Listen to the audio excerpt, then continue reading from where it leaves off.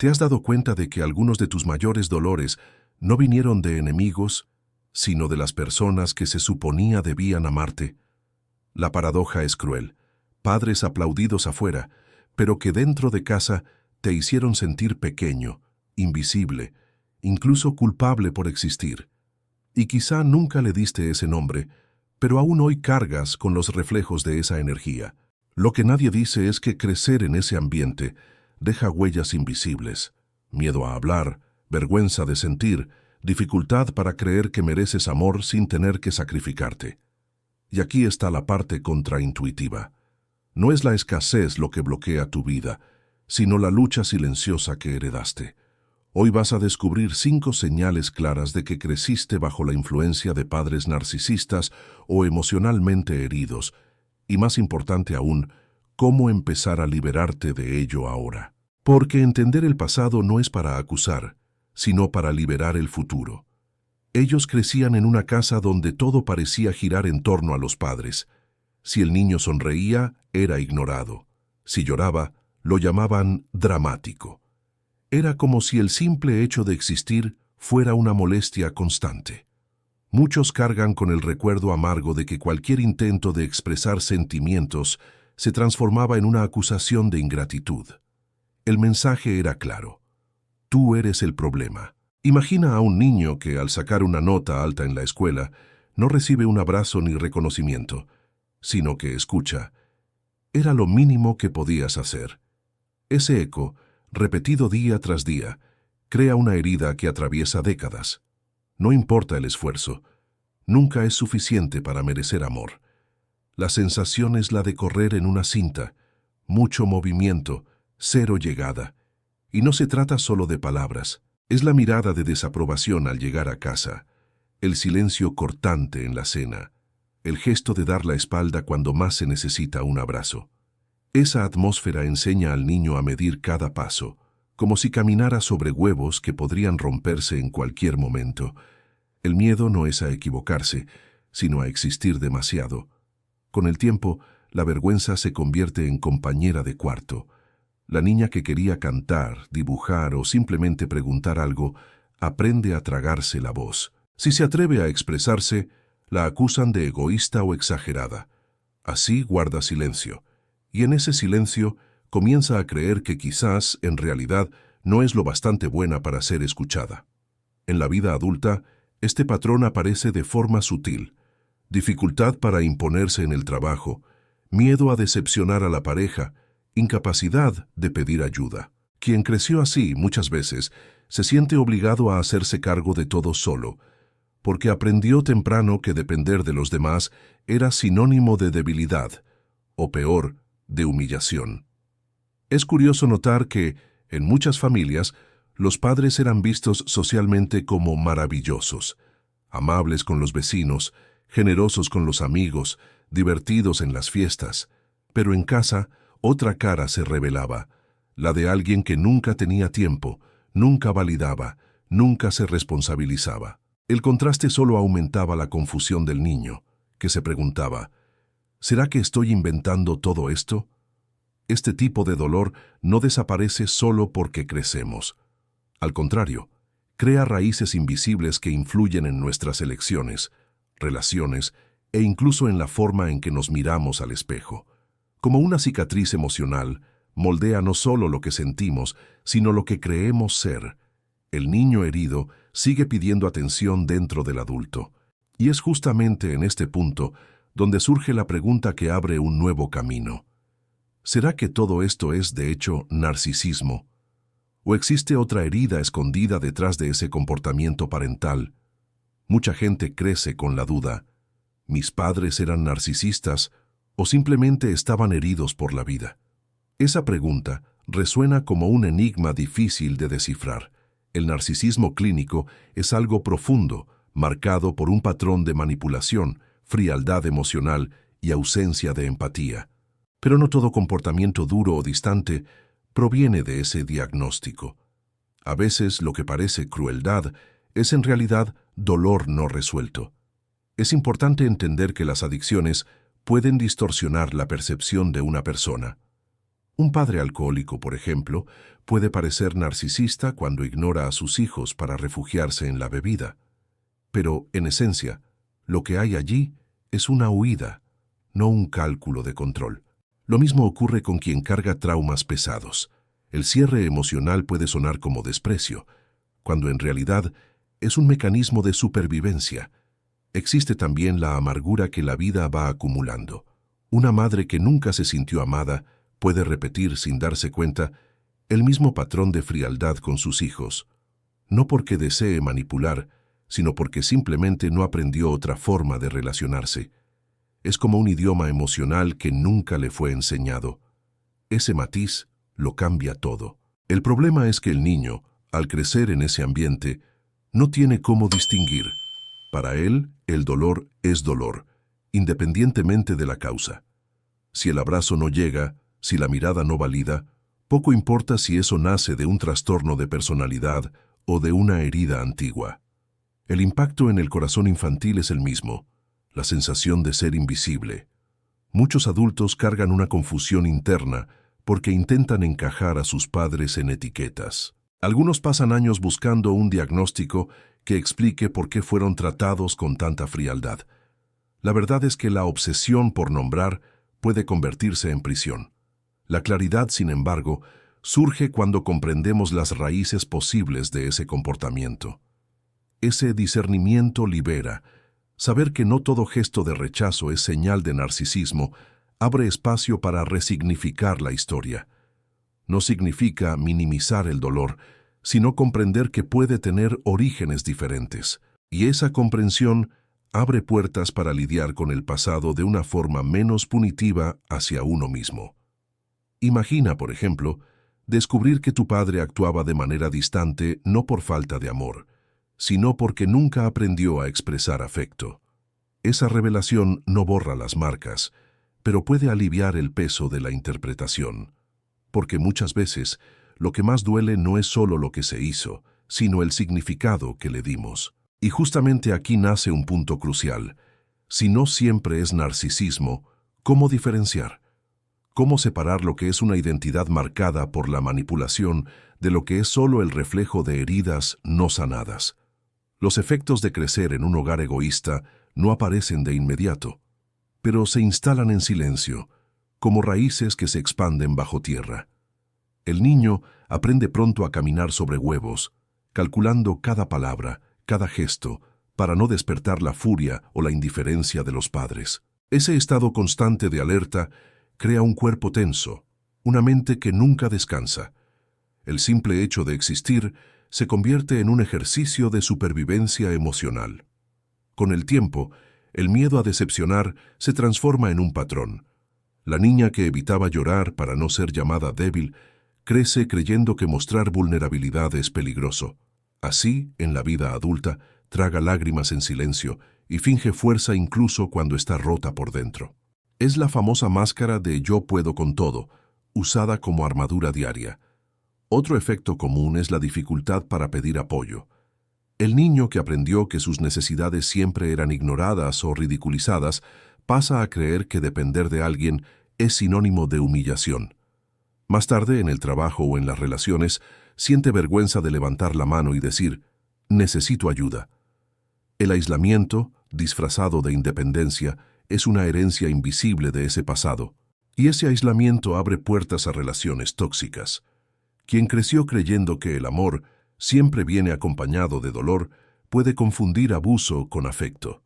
Es como si el corazón llevara un mapa emocional distorsionado. Buscar validación en lugares donde solo existe rechazo. No es falta de inteligencia, sino un patrón internalizado desde la infancia. La autoexigencia también se convierte en un fantasma constante.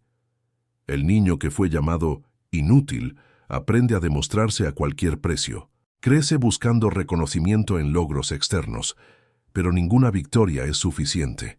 Por más diplomas, ascensos o bienes materiales que acumule, sigue sintiendo un vacío, como si la voz crítica de los padres resonara dentro de su propia cabeza. Ese agotamiento emocional, cargado desde temprano, puede derivar en síntomas físicos, ansiedad, insomnio, dolores en el cuerpo e incluso enfermedades autoinmunes encuentran terreno fértil en ese suelo de represión emocional. El cuerpo dice aquello que el niño nunca pudo expresar. Ya no aguanto más. Es la somatización silenciosa del peso que nunca fue descargado. También está el impacto en la identidad. El niño que creció siendo apagado tiene dificultad para verse con valor. Puede ser brillante, creativo, talentoso, pero carga con una lente distorsionada que reduce sus propios colores. Muchas veces necesita años de terapia, espiritualidad o autoconocimiento para recordar que merece existir tal como es. Y esa herida, aunque invisible, es real. Sigue moldeando elecciones, afectando sueños e incluso definiendo cuánto se permite ser feliz. Y es en ese contraste donde surge el dolor más paradójico. Afuera, los padres pueden ser vistos como héroes, pero dentro de casa la realidad era otra. Pocos choques son tan marcantes como darse cuenta de que, para el mundo, tus padres eran un ejemplo de bondad, pero dentro de casa el escenario era muy diferente. Amigos y vecinos los veían como personas simpáticas, serviciales e incluso admirables. Mientras tanto, tú convivías con la ausencia, la frialdad y el rechazo. Esa dualidad confundía la mente infantil y creaba la sensación de estar atrapado en dos realidades paralelas. Es común escuchar frases como «Tu padre es un hombre increíble» o «Tu madre es un encanto de persona». Sin embargo, el corazón del niño sabía que esa imagen no coincidía con su experiencia íntima. El cariño ofrecido a los demás parecía nunca llegar hasta él. Era como ver a alguien repartir flores en la calle, pero nunca recibir un solo pétalo dentro de casa. Esa experiencia paradójica genera lo que llamamos gaslighting indirecto, cuando el mundo entero valida una versión de tus padres que no corresponde con la tuya. En ese proceso, empiezas a cuestionar si tus recuerdos son reales o si estás exagerando. La duda se convierte en una sombra constante, corroyendo la confianza en tu propia percepción. Y esa duda es cruel, porque debilita la identidad desde temprano. ¿Cómo creer en lo que sientes si todos a tu alrededor ven lo contrario? El niño se encoge, guarda silencio y muchas veces desarrolla el hábito de sonreír hacia afuera y llorar por dentro. La apariencia de familia perfecta exige complicidad silenciosa, como si estuviera prohibido revelar la verdad. Un ejemplo frecuente es la figura del padre querido en el trabajo, lleno de historias graciosas y apreciado por sus colegas. En casa, sin embargo, ese mismo hombre podía ser un tirano silencioso, incapaz de dar atención o afecto. La madre elogiada en la iglesia por su dulzura podía ser, en el hogar, alguien que ignoraba sistemáticamente las necesidades emocionales de sus hijos. El contraste era brutal. Ese desajuste crea una sensación de invisibilidad aún mayor. Después de todo, si todos admiran a tus padres, ¿quién te creería? El niño aprende a callar porque denunciar el dolor sería como nadar contra la corriente de la opinión pública. El aislamiento se intensifica, y con él, la creencia de que quizá el problema realmente es él. Esa herida deja marcas en la vida adulta. Muchos cargan con una resistencia a confiar en su propia intuición, porque desde pequeños aprendieron a desconfiar de su percepción. Otros se convierten en maestros de la fachada, repitiendo el mismo patrón de mostrar una versión agradable hacia afuera mientras esconden dolores internos. Y justamente en esa contradicción nace la necesidad de diferenciar. ¿Eran mis padres narcisistas o simplemente problemáticos? Es en este punto donde surgen los criterios que ayudan a separar una cosa de la otra. Una de las mayores confusiones es entender dónde termina el dolor de un padre herido y dónde comienza la crueldad consciente de un narcisista. El narcisismo no se reduce a ser frío o ausente. Se trata de una estructura de identidad basada en manipulación y necesidad de control.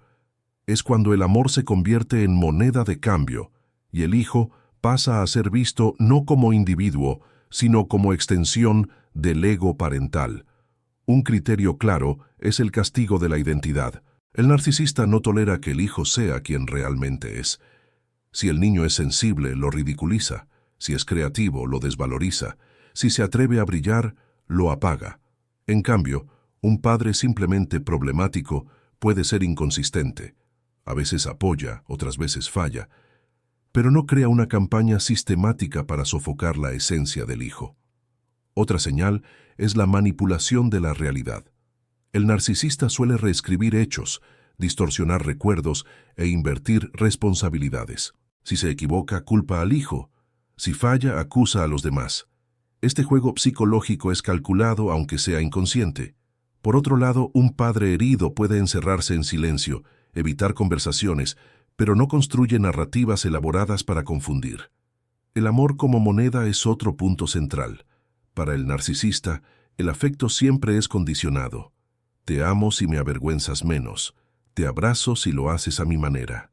En contraste, los padres simplemente problemáticos pueden ausentarse emocionalmente, pero cuando ofrecen amor, suele ser genuino, aunque sea raro o mal comunicado. La humillación pública es también un marcador importante. El narcisista siente placer en disminuir al hijo delante de otros, porque eso reafirma su poder. En cambio, un padre herido puede perder la paciencia, puede gritar, pero luego muchas veces siente culpa e intenta redimirse. En el narcisismo no hay remordimiento verdadero, solo justificaciones y repetición. Es necesario observar los patrones. El narcisismo es consistente. No hay espacio para que el hijo se sienta realmente validado. En el caso de padres problemáticos puede haber fallas graves, pero también momentos de presencia sincera. Esa oscilación, aunque confusa, muestra que todavía existe humanidad allí, aunque herida. Saber diferenciar es fundamental no para absolver, sino para comprender. Esto ayuda a la persona a reconocer si creció bajo una identidad manipuladora o simplemente bajo la sombra de padres quebrados por la vida. En ambos casos hay dolor, pero el camino de sanación puede ser distinto. Y es justamente en este punto donde surge la próxima cuestión. ¿Por qué buscar una etiqueta definitiva no siempre trae la cura que tantos esperan? Es natural buscar respuestas. Después de años de dolor, muchos creen que encontrar la etiqueta correcta, mis padres eran narcisistas, traerá alivio inmediato. Pero, en la práctica, el diagnóstico rara vez cierra la herida. El riesgo es convertir esa búsqueda en prisión, como si toda la vida tuviera que girar en torno a nombrar lo que ocurrió. El problema de la etiqueta es que congela la narrativa. Cuando la persona se aferra a decir, mis padres eran así, corre el riesgo de vivir en función de esa definición. Es como cargar con una identidad prestada, donde el pasado sigue determinando quién eres en el presente. La obsesión por el nombre puede impedir el movimiento hacia la verdadera sanación. Además, la etiqueta no cambia la experiencia emocional. Saber que un padre tenía un trastorno de personalidad no disminuye el dolor de nunca haber recibido un abrazo. La mente puede sentirse satisfecha con la explicación, pero el corazón sigue herido. Es como diagnosticar una herida sin aplicar el remedio. El problema permanece abierto. En algunos casos, la etiqueta incluso amplía el resentimiento. La persona puede aferrarse a la rabia, justificando cada dificultad actual con la frase, fue culpa de mis padres narcisistas. Aunque esa percepción traiga lógica, no trae liberación. Al contrario, alimenta un ciclo de victimización que ata a la persona a su propia historia. La sanación exige más que un nombre, exige presencia. Es reconocer los desencadenantes que aún actúan hoy, identificar patrones repetidos y comprender cómo el niño herido sigue influyendo en las decisiones adultas. Esa conciencia es viva, práctica y transformadora, muy diferente de la frialdad de una etiqueta estática. Claro que nombrar puede ayudar en algunos momentos, sirve para validar experiencias, conectar con comunidades de apoyo o incluso facilitar la comprensión terapéutica. Pero el problema comienza cuando la etiqueta se convierte en destino, como si fuera imposible escribir una nueva historia más allá de ella. Un ejemplo simple. Llamar al fuego, fuego, no lo apaga. Para protegerte, necesitas aprender a usar agua, arena o alejarte de las llamas. De la misma forma, Llamar a tus padres narcisistas no basta. Lo que cambia tu vida es aprender a lidiar con las consecuencias internas de ese pasado. Y es aquí donde se abre la siguiente etapa. Si la etiqueta no es la cura, entonces, ¿cuál es el verdadero camino de liberación? La verdadera sanación comienza cuando la persona entiende que no depende de que sus padres cambien para que su vida sea diferente. Esta es muchas veces la revelación más dolorosa y al mismo tiempo más liberadora, porque la mente insiste en esperar un reconocimiento tardío, una disculpa que quizá nunca llegue. El alma, sin embargo, encuentra paz cuando comprende que puede liberarse sola. El primer paso es mirar los desencadenantes actuales. Cuando alguien siente una rabia desproporcionada ante una crítica en el trabajo o entra en pánico cuando una pareja se aleja, generalmente no se trata del presente. Es el niño herido reaccionando. Identificar esos momentos es como encender la luz en una habitación oscura. Revela dónde aún existen heridas activas. Luego viene el reconocimiento de los patrones repetidos. Muchas personas se dan cuenta de que terminan atrayendo relaciones abusivas o entornos laborales donde nunca se sienten valoradas. Esto no ocurre por azar, sino porque el inconsciente tiende a recrear escenarios familiares. Es como si buscara resolver, en la vida adulta, lo que no pudo resolver en la infancia. La práctica de la autoobservación es esencial. Mantener un diario, por ejemplo, puede ayudar a identificar cuándo estamos reaccionando de forma automática. Anotar emociones, situaciones y respuestas es como mapear el terreno interno. Al releer esas páginas, resulta más fácil percibir la lógica oculta detrás de los ciclos de dolor y así abrir espacio para elecciones diferentes. Otro punto importante es aprender a ofrecerse a uno mismo aquello que nunca recibió. Si faltó validación, es necesario comenzar a validar los propios logros, incluso los pequeños. Si faltó abrazo, es momento de buscar prácticas que generen autocuidado. Meditación, terapias corporales, oración, caminatas en la naturaleza. El cuerpo y la mente necesitan experimentar nuevas referencias de cuidado. También es fundamental trabajar la liberación de la necesidad de aprobación. Muchos viven atrapados en el deseo de demostrar que son suficientemente buenos para sus padres, incluso después de adultos. Este ciclo solo termina cuando se elige conscientemente validar la propia existencia. Es un ejercicio diario de recordar, merezco simplemente por ser. No se trata de negar el pasado, sino de transformar la relación con él. En lugar de esperar que la sanación venga de afuera, la persona aprende a ser el adulto que su niño interior necesitaba. Es un movimiento de acogida interna, que no depende de la reconciliación familiar para ser verdadero, y es justamente en este proceso donde nace la liberación, cuando el dolor deja de ser prisión y se convierte en aprendizaje. Y aquí surge la pregunta inevitable. Si la sanación es posible, ¿cómo transformarla en una invitación de esperanza para quienes aún están atrapados en el dolor? Llega un momento en que es necesario elegir, seguir viviendo prisionero del pasado o asumir la libertad de escribir una nueva historia. Esa elección no es sencilla, porque el dolor parece seguro. Al fin y al cabo, ya es conocido. Pero la vida invita a romper ese ciclo y experimentar algo más grande. Una existencia plena, sin tener que pedir permiso para ser quien eres. Es posible liberarse de los efectos invisibles, incluso cuando parecen tatuados en el alma.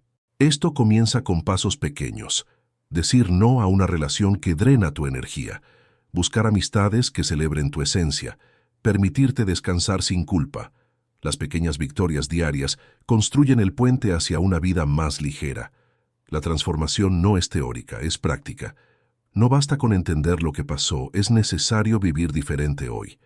Al elegir validar tus emociones, dar voz a tu niño interior y buscar apoyo, reconfiguras las marcas del pasado. Cada acto de autocuidado es una protesta silenciosa contra el rechazo que un día te hirió. Y lo más bello es darse cuenta de que el dolor puede convertirse en fuente de propósito. Muchos descubren en ese proceso que sus heridas los capacitan para ayudar a otros. Quien un día se sintió invisible, ahora inspira. Quien fue silenciado, Ahora enseña. La cicatriz no desaparece, pero se transforma en testimonio de superación. Este camino exige valentía, pero también ofrece recompensas. La ligereza de despertar sin sentir que tienes que demostrar nada a nadie.